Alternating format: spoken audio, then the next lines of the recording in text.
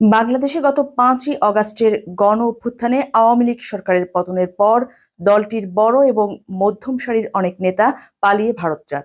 তবে দলটির নেতারা বিষয়টিকে সাময়িকভাবে আত্মগোপনে থাকা হিসেবেই দেখেন। অন্যদিকে দলটির প্রধান শেখ হাসিনাও অবস্থান করছেন ভারতে, ফলে কার্যত ভারতে বসেই আওয়ামী লীগ নেতারা তাদের দলীয় কার্যক্রম চালাচ্ছেন।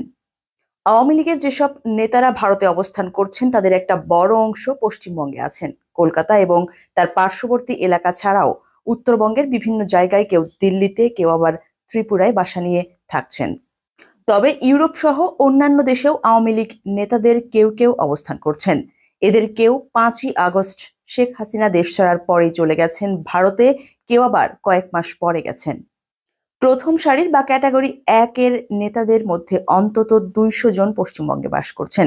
এই শ্রেণীর নেতাদের মধ্যে যেমন আছেন দল এবং সাবেক সরকারের শীর্ষ পদাধিকারী এবং মন্ত্রীরা, তেমনই আছেন প্রায় 70 জন সংসদ সদস্যও। বাকিদের মধ্যে রয়েছেন অবসরপ্রাপ্ত সেনা অফিসার, পুলিশের সিনিয়র কর্মকর্তা, আওয়ামী লীগের অনেক জেলা সভাপতি, সম্পাদকরা, জেলা পরিষদের চেয়ারম্যান, মেয়র এবং আওয়ামী লীগের সহযোগী সংগঠনগুলির শীর্ষ নেতারাও। এদের বেশিরভাগই নেতা, নেত্রী এবং নারী কর্মীরা খুব কমই আছেন সেখানে। পশ্চিমবঙ্গের ক্যাটাগরি 1-এ নেতা এবং সরকারি কর্মকর্তা ছাড়াও উপজেলা স্তরের সভাপতি, সম্পাদক, জুনিয়র এবং কম গুরুত্বপূর্ণ আওয়ামী লীগ নেতাদের সংখ্যাটা প্রায় 1000-এর কাছাকাছি।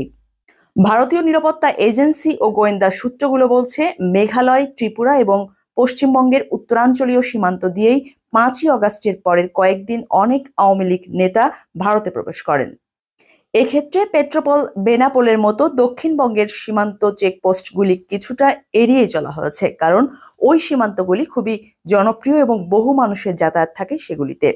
এভাবেই জঙ্গলের মধ্য দিয়ে ভীষণ কষ্টকর পথ পাড়ি দিয়ে ভারতের বিভিন্ন রাজ্যে আত্মগোপন করে আছেন আওয়ামী লীগের বিভিন্ন পর্যায়ের নেতাকর্মী, সমর্থকরা। ক্ষমতাচ্যুত প্রধানমন্ত্রী শেখ হাসিনা এবং তার বোন শেখ রেহানাও দিল্লিতে আছেন 5ই অগাস্ট থেকে। বাংলাদেশ বিমান বাহিনীর একটি বিমান তাদের নিয়ে দিল্লির উপকণ্ঠে হিল্টন বিমান ঘাঁটিতে পৌঁছে দেয়। শেখ হাসিনা সরকারের বিরুদ্ধে সবসময়ই একটি অভিযোগ উঠে এসেছে, তার সঙ্গে ভারতের বিশেষ সখ্যতা ছিল।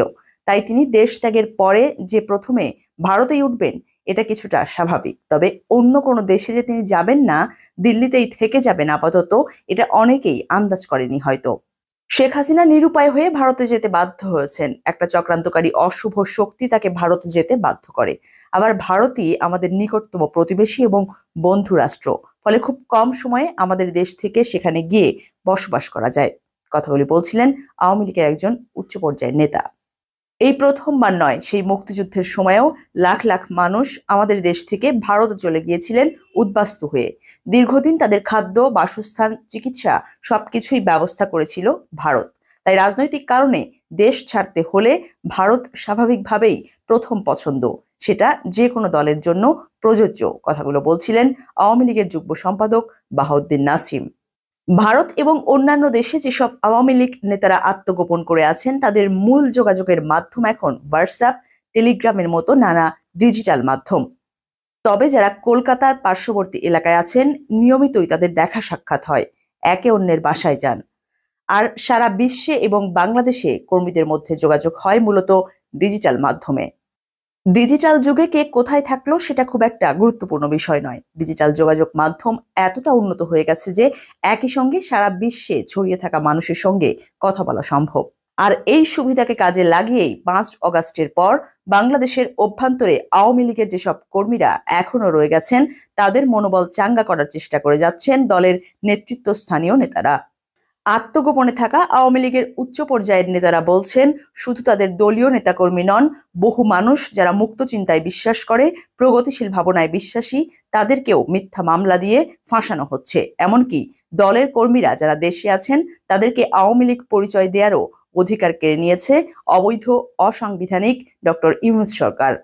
আত্মগোপনে থাকা নেতাকর্মীদের মধ্যে ফেসবুক, হোয়াটসঅ্যাপ এবং টেলিগ্রামে অনেক গ্রুপ তৈরি হয়েছে নানা স্তরে যোগাযোগ রক্ষার জন্য। সেখানে বাংলাদেশের নেতাকর্মীরা যেমন পোস্ট করছেন, তেমনি নানান নির্দেশনা দিচ্ছেন আত্মগোপনে থাকা নেতৃত্বস্থানীয় ব্যক্তিরা। ওইসব গ্রুপে নিয়মিত ভয়েস চ্যাট হয়, মতামত বিনিময় করেন নেতাকর্মীরা। সম্প্রতি যেসব কর্মসূচি ঘোষণা করেছে আওয়ামী লীগ, সেই সব কেমনভাবে চলছে বাংলাদেশের নানান এলাকা, সেই সব ছবি, ভিডিও ওই গ্রুপগুলোতে নিয়মিত শেয়ার করা হয়। কোন এলাকায় কোন আওয়ামী লীগ নেতার উপরে হামলা হলো বা কাকে গ্রেপ্তার করলো পুলিশ, সেই সব তথ্য ওইসব গ্রুপে দেয়া হয়। আত্মগোপনের থেকেও এভাবেই ডিজিটাল মাধ্যম ব্যবহার করে কর্মীদের সঙ্গে যোগাযোগের মাধ্যমে ফেসবুক সহ সোশ্যাল মিডিয়া প্ল্যাটফর্মে বিভিন্ন কর্মসূচি ঘোষণা করছে আওয়ামী লীগ। আওয়ামী লীগের বেশ কয়েকজন নেতা বলছেন, বাংলাদেশের সাবেক প্রধানমন্ত্রী শেখ হাসিনার সঙ্গে তাদের নিয়মিত যোগাযোগ আছে, তবে তাদের মধ্যে কারো কারো সঙ্গে শেখ হাসিনার দেখা হয়েছে কিনা তা জানা যায়নি। তাদের দাবি, শেখ হাসিনা নিয়মিতই নেতা থেকে শুরু করে বাংলাদেশের সাধারণ কর্মীদের সঙ্গেও যোগাযোগ রক্ষা করেন। একজন বলছিলেন, শেখ হাসিনাকে অ্যাপের মাধ্যমে মেসেজ পাঠিয়ে রাখলে তিনি পরে তার সময় মতো উত্তর দেন।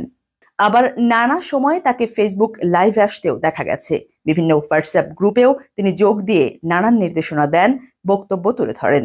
তবে এখনো পর্যন্ত শেখ হাসিনা যত ভাষণ দিয়েছেন তার সবই অডিওতে। 5ই অগস্টের পর থেকে তার কোনো ভিডিও এখনো পর্যন্ত জনসম্মুখে আসেনি।